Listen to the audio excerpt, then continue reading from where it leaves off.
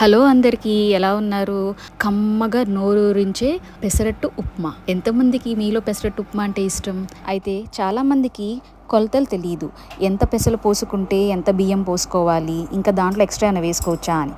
So చూపిస్తాను చూడండి. ఇలాగా నేను గ్లాస్ పెసలు పోసుకున్నాను. అదే గ్లాసుకి సగము పెసరపప్పు పోసుకున్నాను.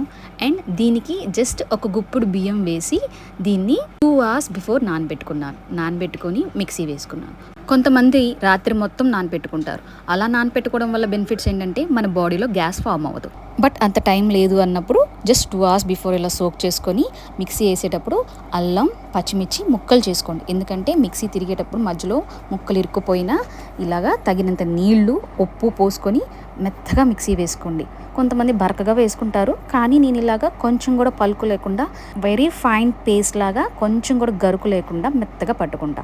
దీన్ని ఇప్పుడు ఒక బౌల్లోకి ట్రాన్స్ఫర్ చేసుకుని తగినంత ఉప్పు మళ్ళీ చెక్ చేసుకొని ఉప్పు సరిపోయిందా లేదా అని చెప్పి కన్సిస్టెన్సీకి తగ్గట్టు పల్చగా కావాలనుకుంటే పల్చగా, లేదు కొంచెం పల్చగా వస్తే చాలు అనుకునేవాళ్ళు దానికి తగ్గట్టు నీళ్లు పోసుకొని గరిటతో తిప్పుకుంటూ ఉండలు లేకుండా పల్చగా చేసుకోండి. చెప్పాను కదా, నాకు కొంచెం ఉప్పు తగ్గింది అందుకని వేసుకున్నా. అండ్ జీలకర్ర మిక్సీ వేసేటప్పుడు కంటే కూడా ఇలా పిండిలో వేసుకోవడం వల్ల మనకి తినేటప్పుడు తగులుతుంది, అప్పుడు చాలా బాగుంటుంది.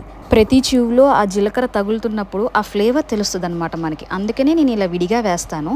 సో చూసారా, మన దోశ పిండి రెడీ. అయితే మనకి పఫీగా రావాలంటే ఇలా పిండిని ఒక్క పావు గంట మూత పెట్టి వదిలేశారంటే చాలా బాగా వస్తాయి. చూసారా, నా ప్లేట్కి మీరు గమనించారో లేదో ఆవిరి పట్టింది.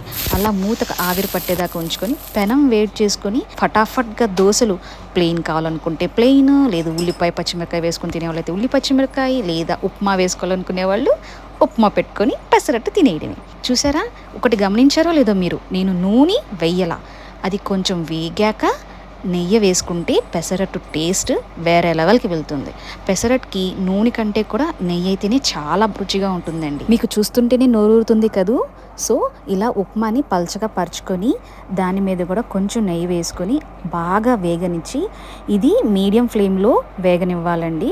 ఇప్పుడు మజ్జికి ఫోల్డ్ చేసుకొని చక్కగా దానిలోకి అల్లపు చట్నీ, లేకపోతే నార్మల్ చట్నీ రెసిపీ ఉంటుంది కదా, గుళ్ళు పచ్చడి, దాంతో తింటే అద్భుతంగా ఉంటుంది.